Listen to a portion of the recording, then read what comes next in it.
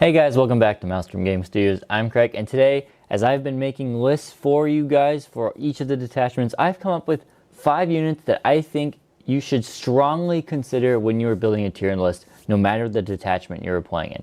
Obviously, the way detachments work in this new codex is each detachment has a tendency to skew towards one type of unit. I mean, that's the point of the detachments. So these might not be everybody's cup of tea. They might not fit in every single list. Specifically, I think of the Vanguard Onslaught is very, very niche for what units you want to include that, but still, these units are going to be good. So I'm going to cover them, cover why I think they are the units they should be, and then leading into that, next video you see will either be a battle report or we'll have 5 lists as a preliminary 5 list for each detachment. So stay tuned to that, like and subscribe so you don't miss those videos when they come out.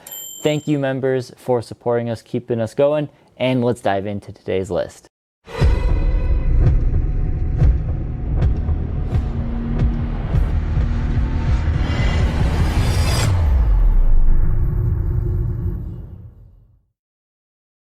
So, unit number 5. This is a countdown from 5 to 1. They're not really in any particular order. I just picked 5 units and put them in here. Well, I didn't just randomly pick 5 units, but I picked the 5 units and I put them in here just as is. Number 5, anyway, is the Biovore. Now, I know in Index, I was very against Biovores, but to be fair, or to be clear, I was against using Biovores to max your secondaries and don't do anything else. The way they have changed Biovores, they made them more expensive, and they have changed it so only one Biovore can spawn a Spore Mine, even if you have 9 of them. Only one Biovore can spawn a Spore Mine. That being said, I think a Biovore, even though it's more expensive, is now a good include to just help out in either scoring secondaries or spawning that one Spore Mine to slow down your opponent, cause your opponent just a little bit of headache sometime throughout the game, is a good utility piece. You're still playing tactical, you're not relying on the Biovore, but it's there to help you pick up a few extra points when you need it. So definitely want to pick up one of these Biovores. Not only does the model look amazing, you only really will ever need one of them. Pyrovores, that's a different story potentially, but you only ever need one of these guys, and I think it's a great include for a lot of Tyranid lists. Unit number 4, another unit that hasn't changed, got a points increase, are the Zoanthropes.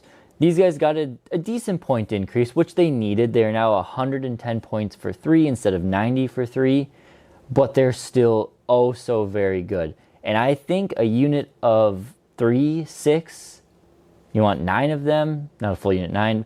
Some people I know are going to still run 12 of these things. You want them in your list. Some of the detachments they really work well in. I'm thinking Synaptic Nexus is one of the big ones. They still work really good in our Invasion Fleet detachment, but these things can synergize with a lot of your other units and other abilities so well. The Battle Shocking, that we have gained a lot of benefits to Battle Shock. The Neurothropes, you can get some regen off of Battle Shock via that way with these guys. Certain stratagems help them out a lot. The Exocrines sync with them a lot. So these guys do really well. They're durable, and they have some of the best shooting in the game. Not only do you have a versatile blast shot, that's not a piddly weak blast shot. It is, I mean, you're talking strength 7, AP -2, D3 damage.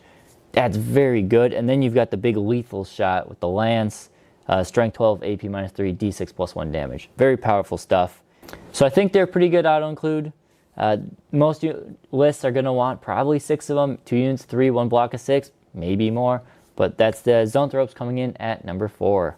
Number 3 on our list is our first new model. Not only is it a new model, but a new datasheet and model, and that is the Neurolictor.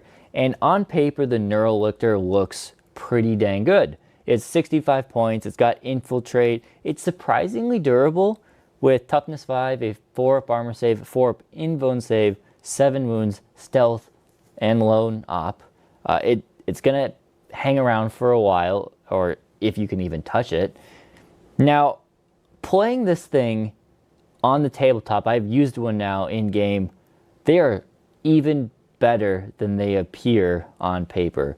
The Battle Shock ability that these guys have is insane. Not only can they just trigger a Battle Shock test, but if things are already Battle Shocked or they become Battle Shocked and are within that 12-inch bubble of these Neurolictors, they add so much value to the rest of your units. Giving your opponent -1 to hit is pretty good, and then giving your opponent, or giving your Tyranid units +1 to wound is insane. Not only does it help out hordes like Hormagaunts and Termagants, now you're wounding bigger stuff on 4s or maybe 3s with a Termagant Flesh Borer, but that really amps up their damage point. You've got your big stuff that might have been already wounding on 3s, now you're going up to 2s. It's only 65 points. I am going to probably have one of these in every one of my lists, and you can make a strong case for wanting 2 of them, to have 1 on each flank to kind of support the whole battlefield when Battle Shock happens. And a unit I would really think about pairing with these, you don't have to by any means. This next unit isn't on the list, but the Neuro Tyrant. Again, I don't want to have any spoilers for a game, but when that Shadow in the War Pits and you can position Neurolictor to all of those Battle Shocked units, holy cow, does your damage potential amp up. So yeah, Neurolictor coming in at number 3, very great unit. If you haven't picked one up, I recommend it. It's a fun build, it's a simple build. Unfortunately, not a lot of posability in the model, but it looks cool, and I'm happy to have this unit in the Tyranid Codex now. All right, and another new model, but not a new datasheet, we have the Death Leaper. Now, obviously, GW really wanted to sell their brand new shiny Death Leaper because it's only a 70-point model. Such a good unit for 70 points. So the Death Leaper here has got an 8-inch move, great, toughness 6, a 3-up armor save. That cape gives him an extra armor save, and 4-up invuln, 7 wounds, leadership of 7, and OC 1.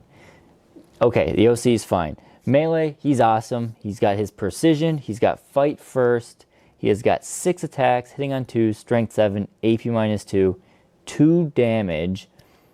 Again, the infiltrate, the lone off, the stealth really allows him to be durable. You can deploy him up on a middle objective, kind of in cover, and wait and lurk and ambush your opponent.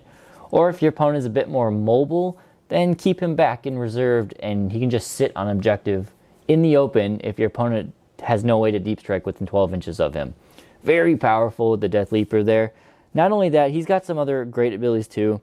He's got the good old feeder tendril rule, so he can generate you some CP back and forth if he is able to slay characters, which most basic characters that attach to simple squads, he's going to have no problem gunning them down, chopping them down rather. And then his Fear of the Unseen is just another way to trigger Battle Shock tests, which is really good for the Tyranids. We want to trigger Battle Shock as much as possible. Yeah, I think the Death Leaper at only 70 points can fit into a lot of lists, even if he just becomes an objective holder and maybe kills a unit here and there just because of how cheap he is. So that's Death Leaper at number 2. And finally, at number 1, we have the Humble Ripper Swarm. Now, the Ripper Swarm has seen basically a huge buff with 2 minor nerfs to it. Yes, an individual swarm went up from 15 points to 20 points. And yes, for those of us who like the Assimilation Swarm, they did drop the max unit size down from 3 Rippers, or from 6 Rippers to 3. Really bummed when I noticed that. I wanted to bring big blocks of Rippers for fun. We can't do that, unfortunately. But you can now take a Ripper Swarm in an individual swarm. 20 points, 1 Ripper Swarm. And this Ripper Swarm has got a lot of things going for it. Not only is it 20 points, so it's a small investment into your army. The thing can deep strike. It is a single 40mm base. It can do secondaries.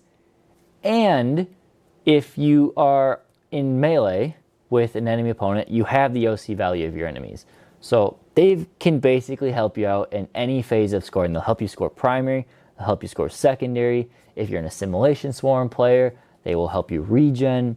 These things are awesome. If you've got the points, I really recommend just popping in 2 of these. If you got the points space, pop in a 3rd one. Again, it's just a 40mm base. Hopefully you draw your deploy teleport homers or your engage on all fronts in your first couple turns. That way the Rippers can do it. Yes, they can only come in turn 2 and 3, so maybe you only need 2 of them, 1 for each turn. But yes, Rippers, for the simple points value they are, it's hard not to just include 2 to 3 of them in every list for that tactical purpose. Now again, this list, none of these are, besides the Zoanthropes, are really damage dealers. These are more utility units that don't take up a lot of points in your army. Really, we'll take out the Zoanthropes here. The Biovore, the Neurolictor, Death Leaper, and Ripper Swarms come out to be 150, under 300 points. So what? Under 300 points of your army, which is a small portion. And these things are just there to help you score your secondaries and be more utility-based units. You can still spend your other 1,700 points or something on other units to do the damage, to hold the primary. These are more utility things that I think some people might overlook, but I just want to draw your attention in case you aren't seeing them. These are perfect for playing tactically, which Tyranids have to do. We don't have the biggest punch in our army. We are definitely an army that needs to play towards the scoring. There are ways to do significant damage with the Tyranids in this new codex, more so at range than in melee. But really what we have going for us is we have so many tools to score secondaries and primary in that aspect that we should be focusing on trying to get secondary points as much as possible, and then primary, and then killing our opponent. So that's all I got for today. Quick video for you guys. Hopefully you found it useful. Is there another unit that I left out that you think is close to an auto-include? Again, I don't want to say any of these are auto-include because you might be playing a skew list that doesn't need them or is going to do something different. That's fine. But in a more general, all-comers purpose, that's what I was going for here. These are I would borderline them, say auto-include. Is there a unit I missed? I could argue, the only one I think I could maybe leave out is I, again, really love the Neuro Tyrant, but I know he's not everyone's favorite, so I didn't put him in here. But yeah, so let me know. That's all I got. Thank you guys for watching. Thank you, members, and we'll see you next time here at Maelstrom Gaming Studios.